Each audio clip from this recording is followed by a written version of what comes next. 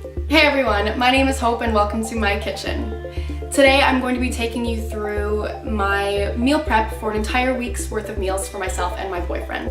So I always make two different meals because no one wants to eat the same thing every day. So the first meal, the protein is going to be chicken, and it's going to be a slow cooker buffalo chicken with some mixed veggies and rice. And the second meal is going to be with lean ground beef, and it's going to be a take on a sort of beef stroganoff with some spaghetti squash.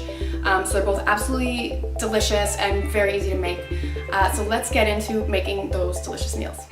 So the first thing I'm doing is defrosting my chicken. We purchased our chicken from a local deli and it's frozen, but it's actually really delicious. So I'm going to defrost that for about 25 minutes. And then I'm going to heat up some olive oil in a large pan and start browning off my lean ground beef while the chicken defrosts. Next, I'm going to be preparing the veggies that are going to be in these two meals. I'm dicing up a white onion here, and then I'm going to also be cutting up some mushrooms. The diet that we stick to in our house is as paleo as possible, so no processed foods, meat, vegetables, nuts and seeds, some fruit, little starch, no sugar. So you'll see that all the meals I make are generally very simple and very clean.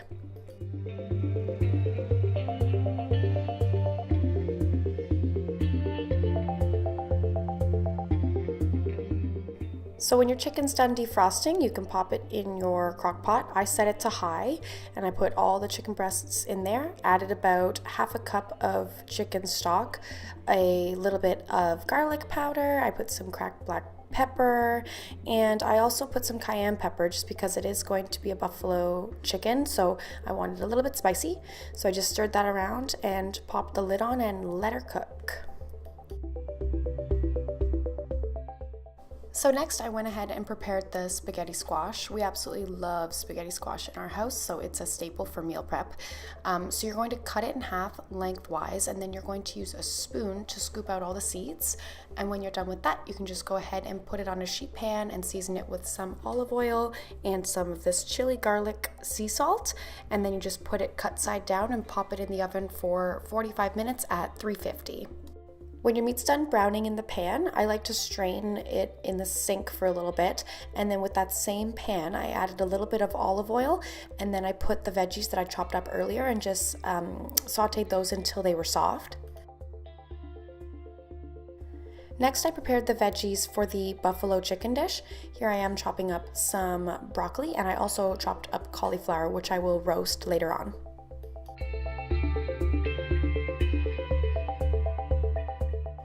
I know it looks like the cord to my crock pot is right over top of that candle that's burning, but I promise you it's not. It just really looks like it is.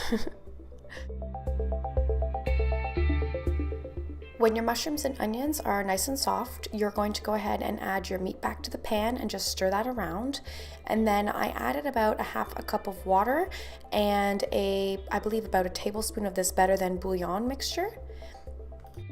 I let that mixture simmer on the stove for about 10 minutes on medium, and then I just turned it off and it was pretty much done at that point.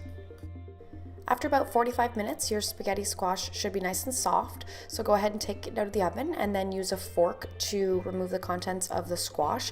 And at that point, you can just go ahead and start putting it into your Tupperware containers. I'm using plastic containers here. We normally like to use glass, but because we meal prep so much, we often run out of glass. So then you can go ahead and put your beef stroganoff in with your spaghetti squash and you're done with that meal. So on a lined sheet pan, I added the veggies for roasting here and just put some more olive oil and some more of that sea salt with chili and garlic and some cracked black pepper and some of this Mrs. Dash salt-free garlic herb seasoning. And I just popped that in the oven also at 350 for about 20 minutes. So after about an hour and a half, your chicken should be done, and you can go ahead and use a fork and just flake it apart into little pieces. You can chop it as well, but I like the flaked look for this recipe. Then I decided that the sauce was really running. I wanted to make a roux, so I just took about a cup of the sauce that was the chicken broth that was already in the crock pot and just mixed about 2 tablespoons of cornstarch into it and then added that right back in the crock pot to thicken it up. Then I went ahead and took some of this Frank's Red Hot and added about half a cup of that right into the crock pot as well. And I let that simmer for a little while just to absorb all the flavor. And then it's pretty much done. So lastly, I went ahead and put about 1.5 cups of Basmati rice into my rice cooker, and that means I put about 3 cups of water, and I just let that cook until the rice cooker shut off. I went ahead and pulled my roasted veggies out of the oven, and you guys are pretty much done. You can go ahead and put your meal into your Tupperware containers. I only put rice in 2 of them because some days you want less complex carbs, so that's what I decided to do here. But then you're pretty much done, guys. I hope you liked this video, and if you did, please give it a thumbs up, and I will see you guys next time.